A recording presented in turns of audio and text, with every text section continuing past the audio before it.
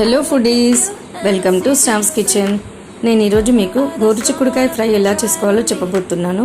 దీనికోసం ముందుగా గోరుచిక్కుడుకాయ, ఆనియన్స్, మిర్చి, కరివేపాకు, కొత్తిమీర రెడీగా పెట్టుకోవాలండి. తర్వాత స్టవ్ ఆన్ చేసి ప్యాన్ పెట్టుకొని ఆయిల్ వేసి హీట్ అయ్యాక తాలింపు గింజలు వేసుకోవాలి. తర్వాత ఆనియన్స్, మిర్చి కూడా వేసుకొని ఫ్రై అయ్యేలాగా ఇలా కలుపుకోవాలండి. తర్వాత దీంట్లోకి పసుపు యాడ్ చేసుకోవాలి. తర్వాత 1 స్పూన్ అల్లం వెల్లుల్లి పేస్ట్ కూడా దీంట్లోకి యాడ్ చేసుకోవాలి. మొత్తం అంతా మిక్స్ అయ్యేలాగా కలపాలి.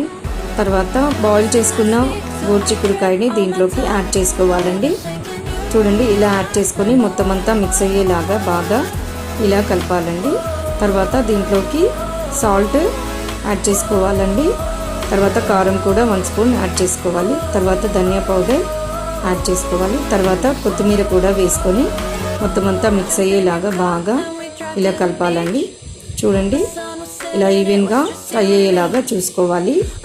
మంటని లో ఫ్లేమ్లో పెట్టుకొని ఇప్పుడు బాయిల్ చేసుకోవాలి.